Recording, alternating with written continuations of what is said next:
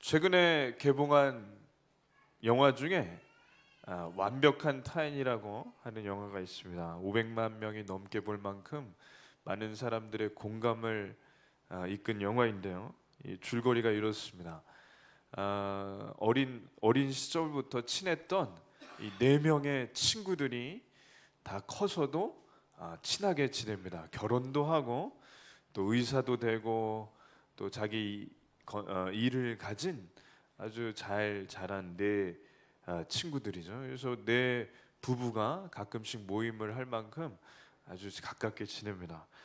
그래서 부부 동반으로 하루는 모였는데 이제 워낙 가깝게 지내다 보니까 좀 심심했는지 게임을 하자는 거예요. 그래서 식탁 위에 이렇게 앉아서 게임을 하자고 하는데 그 게임이 뭐냐면 자기 스마트폰 핸드폰을 식탁에 올려놓고 지금부터 딱 2시간 동안 3시간 동안 이렇게 전화가 오면 다 문자든 전화든 다 공개하자는 겁니다.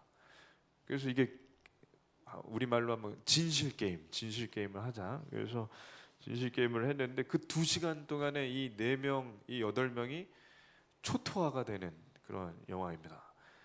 이 남편은 성형외과 의사인데 아내 모르게 대출을 어마어마하게 받아서 건물에 투자했는데 사기를 당했어요. 그래서 빚이 수십억이 된 거죠. 이 일을 숨기려고 계속 노력하고 있는 겁니다. 이자만 해도 어마어마한 거예요. 이 일을 전혀 모르는 제가 아내인데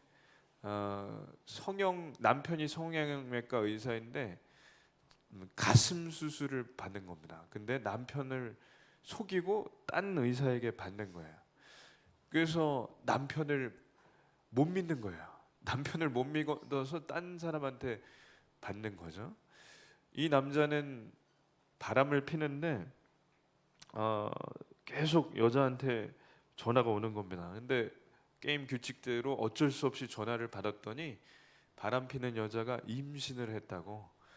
그러니 옆에 있는 아내가 너무 놀라서 화장실에 가서 막 토하는데 저 아내는 사실 남자친구가 따로 있어요. 그러니까 둘 다 맞바람을 피는 거죠. 그래서 2시간 정도 핸드폰을 공개했더니 부부끼리 이제까지 계속 속이던 것이 다 들통나고 친구들끼리도 정말 가깝다고 생각했는데 30년 동안 친구인데 속 얘기를 안 했다더라. 그게 영화 줄거리입니다. 그래서 제목이 완벽한 타인. 부부이고 정말 가까운 친구인데 사실은 알고 보니까 완벽한 타인과 같더라. 그게 영화 줄거리인 거죠. 그래서 사람들이 이 영화를 보고 500만 명 넘게 봤는데 정말 놀라운 것은 공감을 한다는 거예요. 왜 공감을 할까요? 왜? 자기 남일 같지 않으니까. 그러니까 이게 보면서 아차 싶은 사람들이 굉장히 많았다고 합니다. 자기 일이에요, 자기 일. 이 책이 제가 작년에 읽은 책인데 책 제목이 뭐냐면 모두 거짓말을 한다. 그래서 이 책 내용이 뭐냐면 사람은 다 거짓말 한다는 거예요. 말 그대로. 왜 이 책을 보면서 이제 트럼프 대통령이 왜 뽑혔나 그걸 얘기하는데 트럼프라는 사람에 대해서 미국 사람들이 굉장히 부끄러워한답니다. 이 트럼프라는 사람의 인생을 제가 다큐멘터리로 5시간 동안 봤는데 그 사람의 인생이 굉장히 거짓말을 많이 해왔어요. 근데 미국 사람이 그 사람을 뽑아줬잖아요. 그러면서 왜 트럼프 대통령이 뽑아졌는가에 대해서 이 책에서 이제 썼는데 구글에 여론조사를 하면 트럼프 대통령은 지지율이 20% 30%도 안 돼요. 100명 중에. 근데 실제로는 좋아하는 거예요. 근데 여론조사에서 왜 트럼프를 좋다고 얘기를 못하냐? 창피하니까. 트럼프라는 사람을 좋아한다고 얘기하고 지지한다는 게 창피하냐. 근데 사실은 그게 다 거짓말이었다. 그래서 여론조사가 완전히 틀렸다. 그런 건데 뭐 이건 딴 얘기지만 어쨌든 이 거짓말을 하는다 이 책의 내용을 다 읽어보면 사람들은 요즘에 이 시대에 사는 사람들은 다 거짓말을 하고 있다는 겁니다. 그래서 거짓말에 대한 죄책감이 없다는 거죠. 거짓말에 대해서. 그러나 오늘 계명이 뭐냐면 하나님께서는 거짓말을 굉장히 싫어하신다는 게 구계명입니다. 말씀을 보면 알 수 있는데 한번 읽겠습니다. 진실한 입술은 영원히 보존되거니와 거짓 혀는 잠시 동안만 있을 뿐이니라. 진실한 증인은 사람의 생명을 구원하여도 거짓말을 뱉는 사람은 속이느니라. 그의 입에는 저주와 거짓과 포악이 충만하며 그의 혀 밑에는 잔해와 죄악이 있나이다. 아멘. 그러니까 하나님께서 보시는 거짓말은 죄덩어리, 이 죄라고 하는 이 안 좋은 것에는 항상 거짓말이 들어간다는 거예요. 그래서 살인하지 말라, 간음하지 말라, 거짓말하지 말라는 어떻게 보면 이 냄새나는 아주 변과 같은 죄덩어리에 항상 들어가는 하나의 그 변에 들어가는 그 죄 중에 하나라는 거죠. 하나님께서 그렇게 싫어하십니다. 그래서 오늘 말씀은 뭐냐면 거짓 증거하지 말라인데, 그러니까 저희가 구계명을 그냥 거짓말하지 말라라고 생각하지만 더 정확하게는 구계명은 재판에서 하는 거짓말을 말해요. 그러니까 위증을 말합니다. 그러니까 예를 들면 이런 거죠. 앞집의 아저씨가 밤늦게 옆집에 있는 송아지 한 마리를 몰래 훔쳐가서 고기 구워 먹었어요. 근데 제가 밤늦게 화장실을 가다가 이 앞집 아저씨가 옆집 송아지 끌고 가는 것을 본 겁니다. 그래서 이걸 본 것을 재판에서 저를 증인 신청해서 오라고 해서 이제 증언을 해야 되는데, 저는 앞집 아저씨하고는 굉장히 친해요. 근데 옆집하고는 굉장히 불편한 겁니다. 옆집은 너무 싫어요. 그러면 저희가 가서 법정에서 어떻게 증언하냐면 송아지 가져가는 거 보지도 못했고 송아지 잡는 소리도 못 들었다고 거짓말로 하는 거죠. 왜냐하면 앞집 아저씨하고는 친하니까 더 친하게 지내려고. 옆집하고는 원래 안 좋으니까 이번 기회에 골탕 먹으라고. 그러니까 거짓말을 하는 이유가 뭐냐면 이 별거 아닌 것 같지만 요런 게 거짓말하는 이유라는 겁니다. 그래서 이 앞집에서는 저를 계속 좋아해 줄 것이고 옆집에서는 계속 싫어할 텐데, 거짓말하는 그 결과는 뭐냐면 이게 좋아하고 싫어하는 게 아니라 억울한 사람이 생긴다는 거죠. 그래서 거짓말의 결과, 더 직접적으로는 이렇게 얘기하면 좋을 것 같습니다.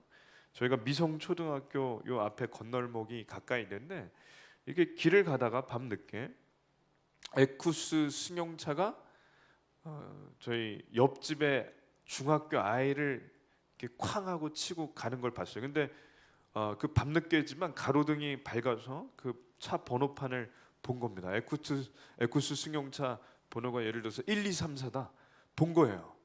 그래서 옆집에 아이 엄마가 이 사고 난 아이를 병원에 입원시켰는데 하반신 마비가 온 거예요. 그러면 이 옆집 엄마가 제가 봤다는 걸 아니까 이것 좀 잘 재판에서 얘기해 달라고, 우리 애 이거 어떻게 하냐고 그랬는데, 얼마 지나지 않아서 재판 날짜를 앞두고 이상한 전화가 한 통화 오는 거예요. 모르는 번호로. 그날 봤습니까?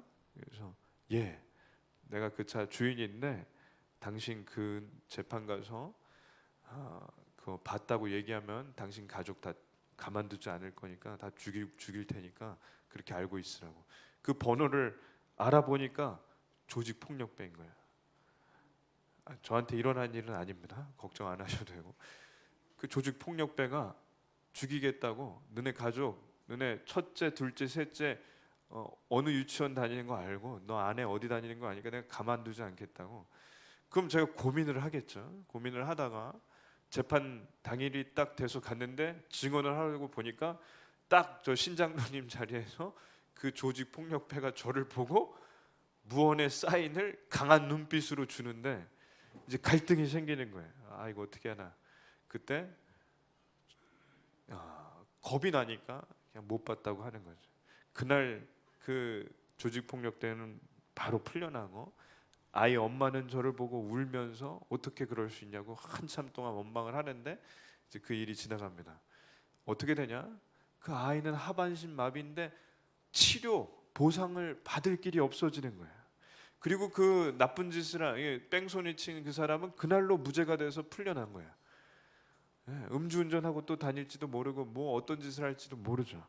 그러니까 재판에서 거짓말은 사람 인생이 걸려 있고 죽고 사는 문제이기 때문에 절대로 거짓말하지 말라는 게 이 하나님의 말씀입니다. 이게 구계명이에요. 저희는 그냥 거짓말하지 말라 하실 때 모든 거짓말이라고 생각하는데 특별히 구계명에서 정확하게 하나님께서 말씀하시는 것은 재판에서 하는 위증은 절대 하지 말라는 게 하나님의 말씀입니다. 그러나 재판이 아니어도 하나님께서는 거짓말하는 것을 싫어하신다. 그걸 저희가 알아야 합니다. 인류 최초의 거짓말은 저희가 좀 헷갈릴 수 있는데 아담과 하와는 거짓말하지는 않았어요. 변명을 냈지. 그러나 인류 최초의 거짓말은 가인이 아벨을 죽인 다음에 한 것이 최초의 거짓말입니다. 가인이 아벨이 하나님이 연락하시는 제사를 드린 것이 너무 마음에 안 좋아서 아벨을 죽였는데 하나님께서 물어보시는 거예요. 너 아벨 어디 있는지 아냐? 그랬더니 가인이 형인데 자기가 죽여놓고 시체도 숨겨놓고 뻔히 알면서 뭐라고 하냐면 이렇게 얘기해요.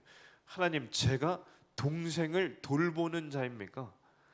제가 동생을 이렇게 시시콜콜한 것까지 다 챙기는 사람입니까?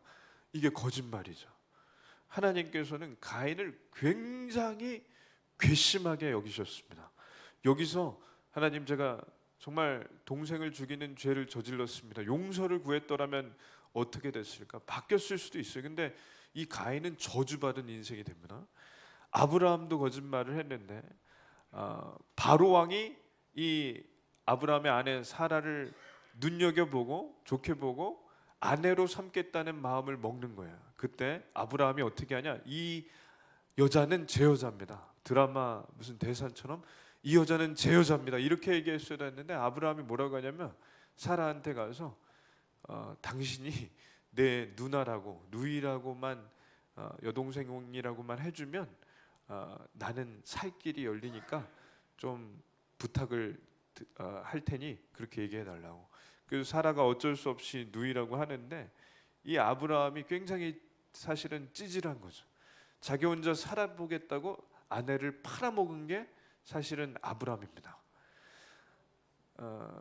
요셉의 형들이 요셉을 노예로 판 다음에 집에 올 때 어떻게 했냐면 요셉의 옷을 벗겨다가 채색 옷을 찢은 다음에 짐승의 피를 묻히고 가져옵니다. 그리고 아버지에게 이걸 보여드리면서 아버지, 요셉이 아마 들짐승에게 찢겨서 죽었나 봅니다. 그래서 저희가 이걸 주워서 가져오는데 이게 요셉의 옷이 맞죠? 그러는 거예요.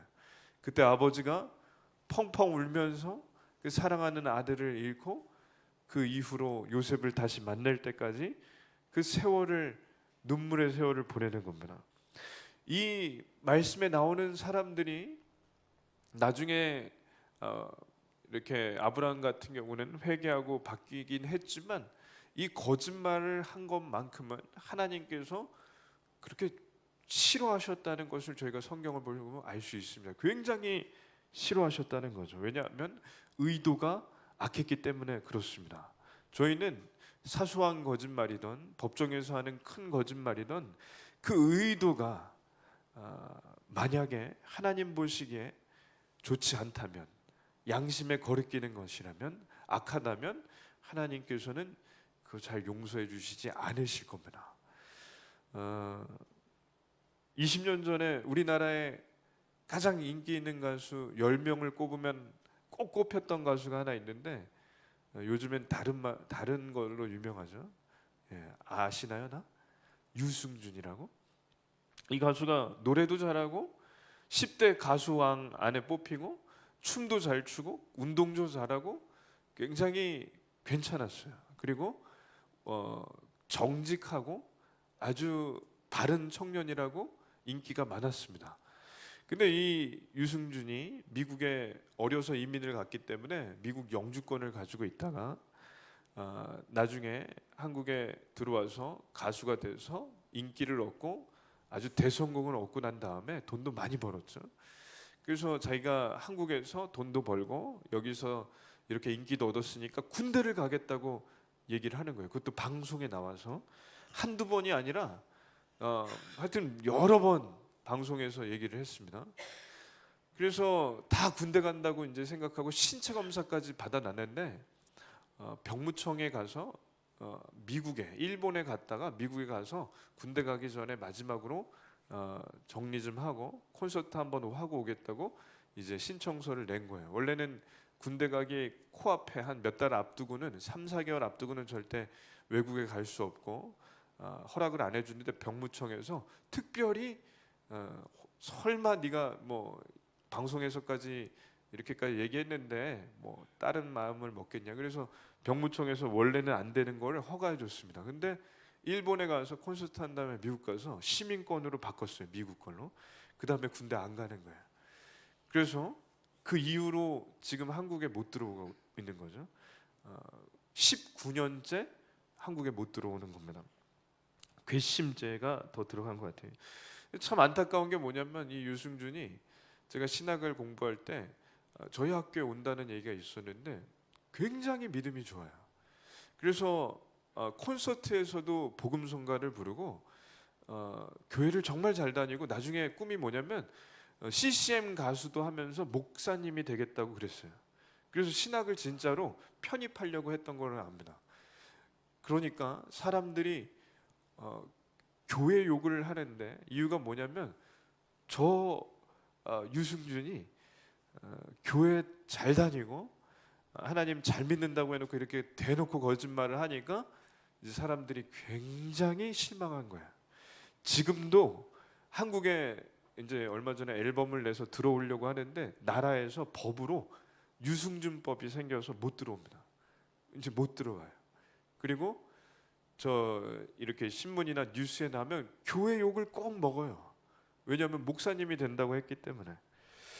그러니 저희가 교회를 다니지만 하나님을 믿는다고 하지만 이렇게 거짓말을 하는 이런 유명인이 있고 또 저희 주위에 저희가 하는 사소한 거짓말 때문에 교회 다니는 사람은 이제 더 이상 믿을 만한 사람이라고 생각하지 않는다는 거죠.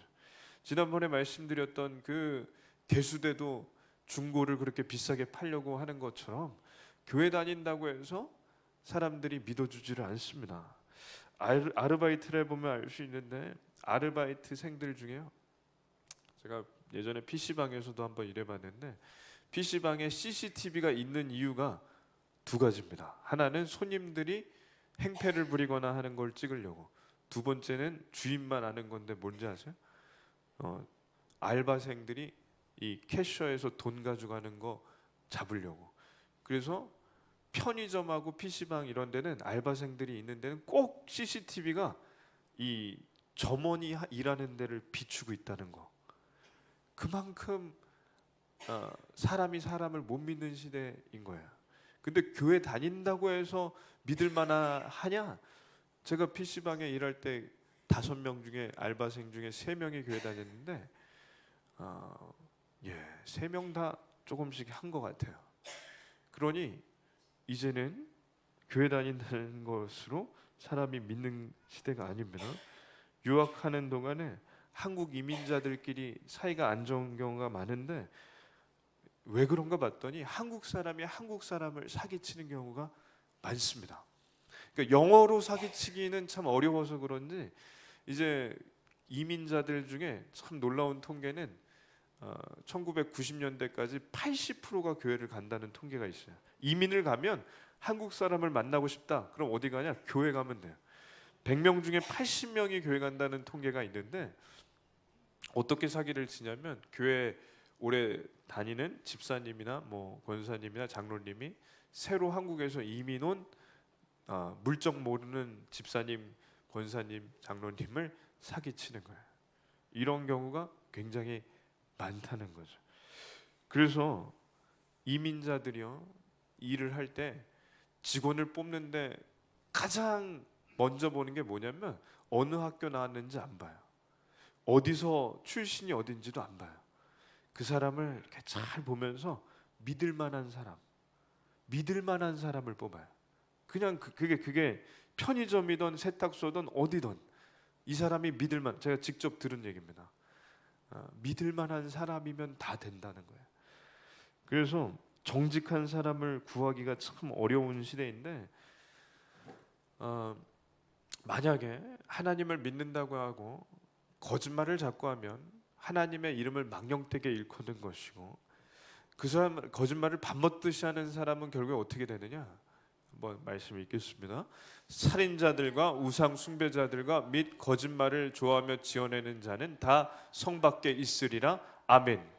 성은 하나님의 나라입니다. 천국이죠. 그러니까 이 천국에서 쫓겨난다는 거예요. 그러니까 들어갈 수가 없다는 거죠. 근데 거짓말 몇 번 했다고 다 쫓겨나는 것이 아니라 거짓말을 좋아하며 지어내는 자라고 했습니다.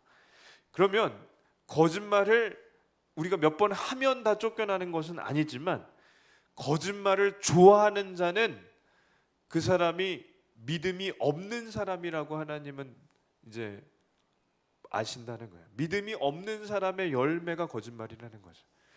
저희가 볼 때는 그 사람의 믿음이 진짜인지 아닌지 모르지만 하나님께서 보실 때는 그 사람의 믿음이 진짜인지 당연히 아시는데, 저희가 알 수 있는 방법은 뭐냐? 그 사람이 거짓말을 좋아하고 지어내는 자면요, 그 사람의 믿음이 가짜일 확률이 굉장히 높습니다. 네, 그렇다는 거죠. 왜냐?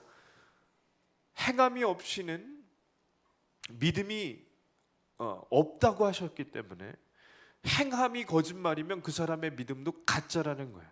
그러니까 거짓말을 하는 사람은 저희가 믿음이 없다고 봐도 무방하다는 겁니다. 그래서 저희가 이 정직한 사람이 귀한 이 시대에 저희가 정직하면요, 하나님께서 인정하시고 사람들도 인정한다는 거예요. 한 번 더 읽겠습니다.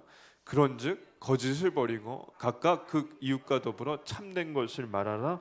아멘. 이 자리에 계신 분들 정말 정직하게 참된 것을 말하시기를 기도합니다. 이웃의 것을 탐하지 말라. 그래서 부살 간도 거탐 탐하지 말라. 그래서 이게 마지막 계명인데, 이웃의 것을 탐하지 말라는 것은 다른 계명과 다른 점이 있습니다. 다른 계명은요 다 행동을 말해요. 그러니까 예를 들어서 살인하지 말라, 사람을 죽이는 행동, 간음하지 말라, 간음하는 행동, 다른 우상을 만드는 행동, 다 행동인데 탐내지 말라는 것은 유일하게 마음을 말합니다. 그래서 마음을 말하는데 이 탐심을 버려라, 탐심을 갖지 말라. 탐심의 정의가 뭐냐? 다 같이 읽겠습니다. 남의 것을 계속해서 바라고 탐하는 욕망. 그러니까 예를 들어서 이웃집에 뭐 예를 들어서 금붙이가 있어요. 이렇게 금으로 금이 있어요. 금.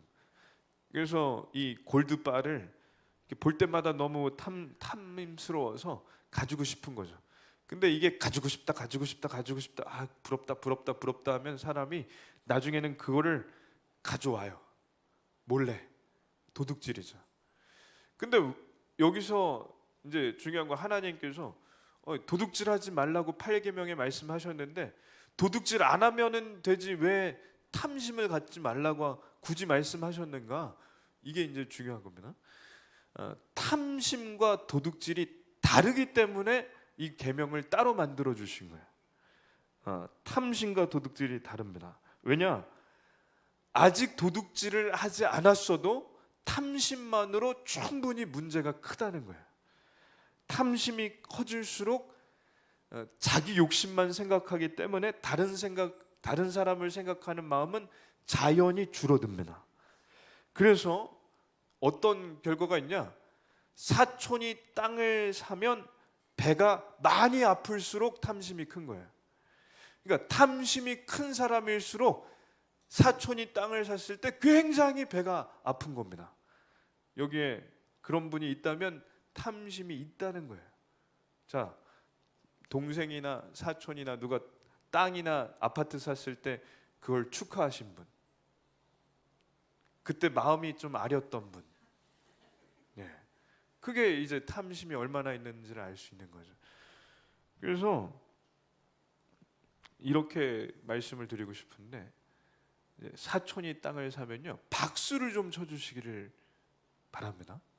그러니까 가서 대놓고 잘됐다, 야, 막 잘됐다 이런 거는 이제 비꼬는 거니까 진심으로 전화를 해서 너무 잘됐다, 진심으로.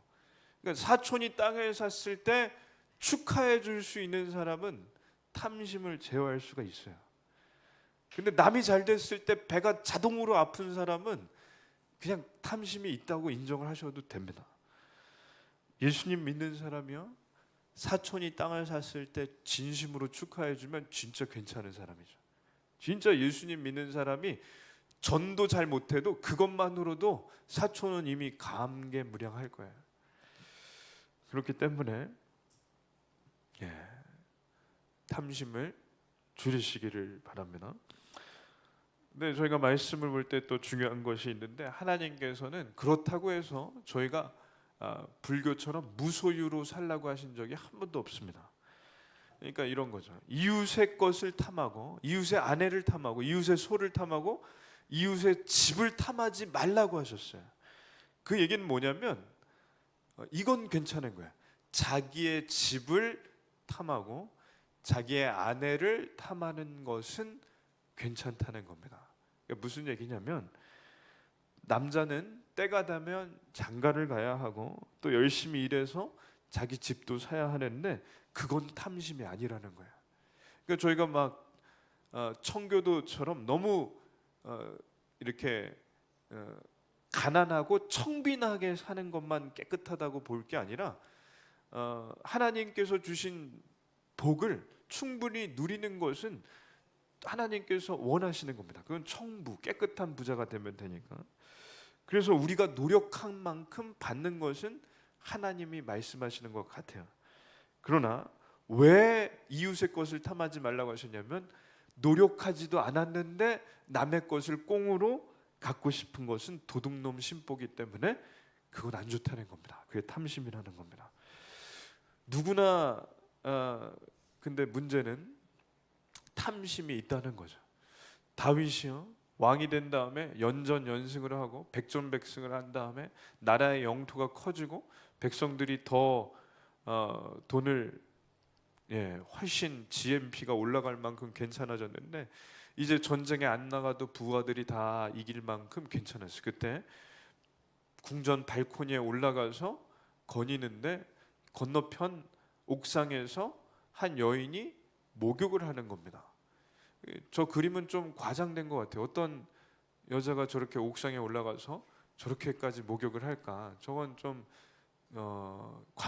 이렇게 노출증이겠죠. 근데 저 그림은 좀 과장한 것이고, 어쨌든 건너편 옥상에 올라가서 건너편 옥상에서 목욕을 하는 여자를 보고 너무 이쁘다고 생각하고 부하들에게, 신하들에게 저 여인을 좀 데려와 봐라 했더니, 알고 봤더니 자기의 충성스러운 부하 장군 우레아의 아내 바세바입니다. 근데 당연히 자기 충성스러운 부하이면 이렇게 돌려보내야 되는데 이 욕심을 참지 못해서 침실로 들여서 잠자리를 하는 거죠. 그래서 나중에 이 잠자리를 한 아이는 태어나자마자 3일 만에 죽고, 나단의 훈계, 하나님의 말씀을 들은 다윗이 철저히 회개하고 하나님 앞에 엎드려 웁니다. 그래서 다윗 같은 사람이 이웃의 아내를 탐했다면 저희는 다 탐심이 있다고 보는 게 맞습니다. 하나님의 마음에 합했던 다윗이 이웃의 것을 탐했다면 저희는 다윗의 수준이 안 되는 저희는 당연히 탐심이 있다는 게 성경이에요. 그러면 어떻게 해야 하나? 탐심을 그냥 내버려둬야 하나?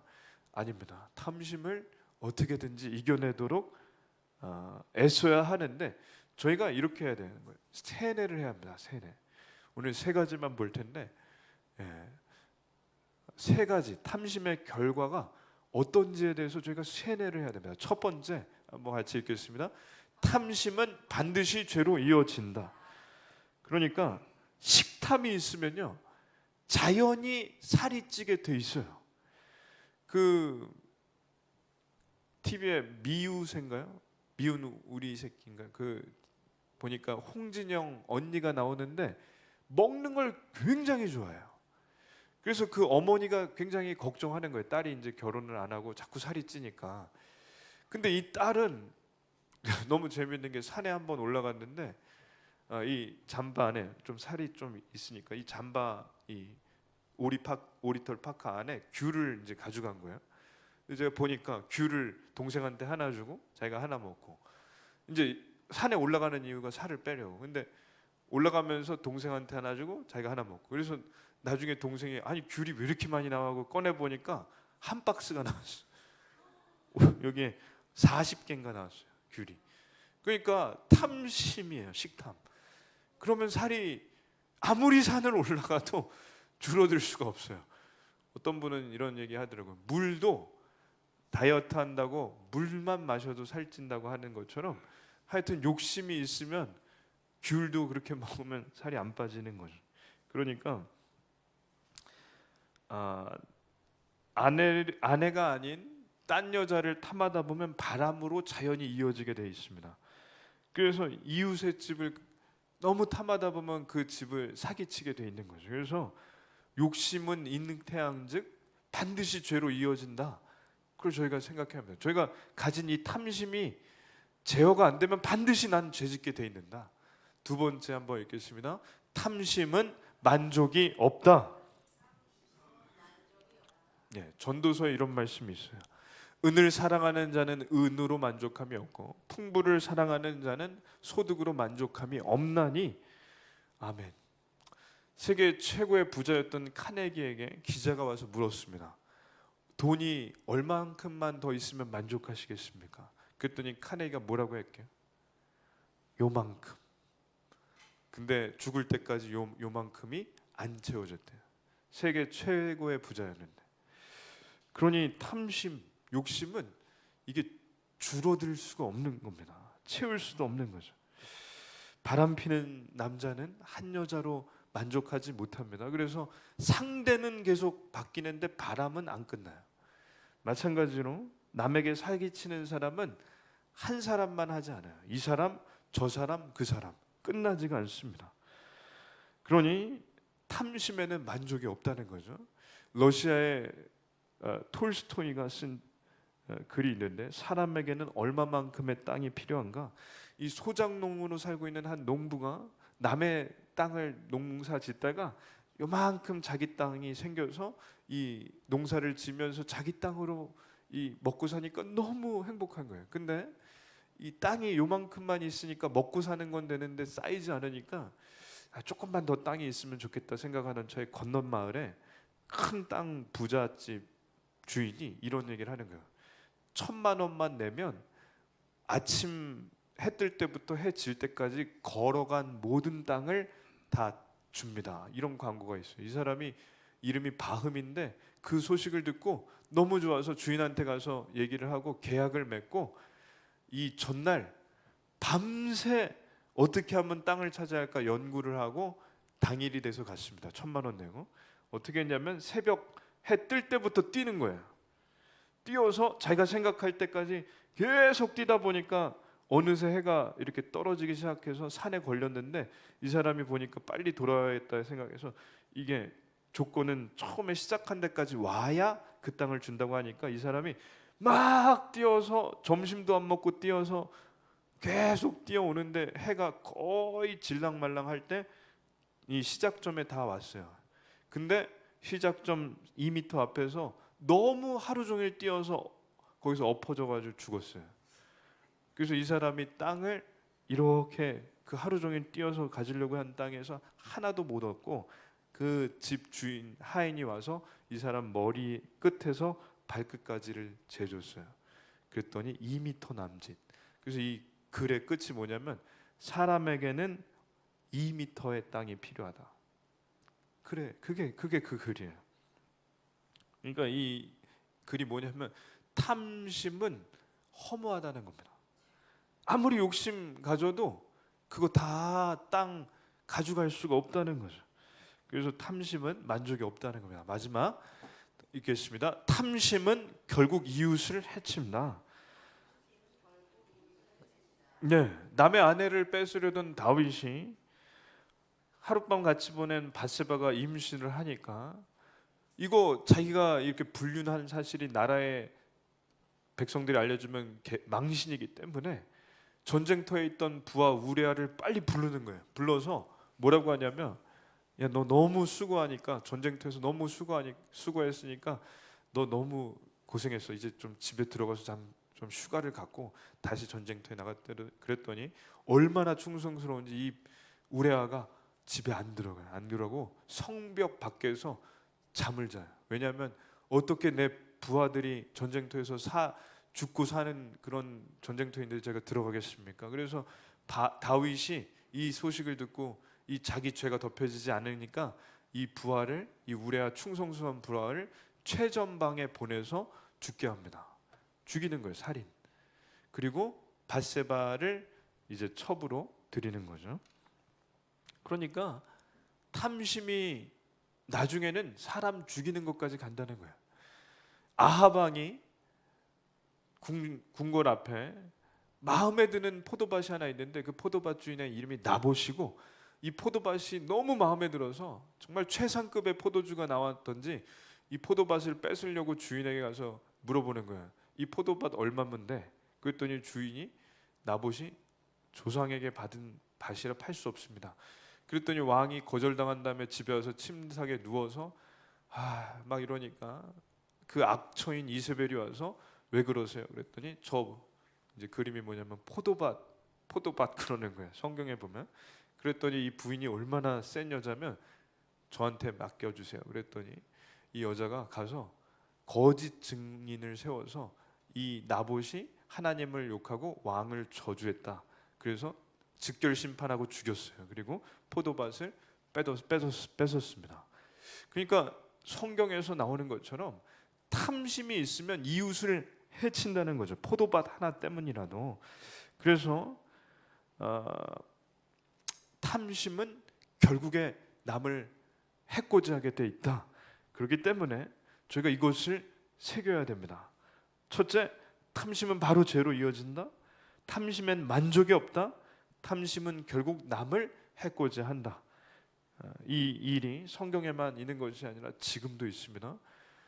형제간에 혹은 부모 자식 간에도 돈 때문에 부모님을 고려정하기도 하는 그런 극단적인 일도 있고, 유산 때문에 형제나 자매끼리 싸우는 경우도 있고, 이런 일이 지금도 있는 거 보면 탐심은 참 어려운 계명인 것 같다는 거죠.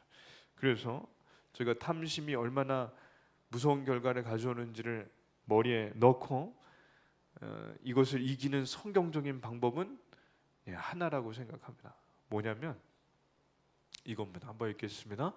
너는 내 우물에서 물을 마시며 내 샘물에서 흐르는 물을 마시라. 아멘. 그러니까 주신 것에 만족하라는 거죠. 그러니까 남의 우물 파지 말고, 남의 우물에서 나오는 것 그거 생각하지 말고 자기 우물에서 나오는 것만 마시고 그것에 주신 것에 만족하면 됩니다. 그게 참 어렵지만 그걸 그냥 하나님 뜻으로 알고 저 말씀을 저희가 새기면 탐심을 이겨낼 수 있는 힘은 하나님께서 주실 줄로 믿습니다. 말씀에 의지하면 하나님께서는 힘을 주신다는 거죠. 그래서 주신 것에 조금 마음이 어렵더라도 만족하시기를 축원합니다. 오늘까지 저희가 5주 동안 10계명을 봤는데 신우망한 부살간도 거탐 이것을 외우시고 저희 마음 가운데 이 10계명을 새기기를 원합니다. 10계명은 다 저희를 위해 만들어 주셨고 10계명은 그래서 복입니다. 10계명 마지막 정리하자면 한마디로 이런 겁니다. 하지 말라는 걸 안 하면 저희가 좋고 하라는 것 하면 저희가 좋습니다. 그게 하나님의 뜻입니다. 그러므로 십계명을 잘 지키시기를 축원합니다.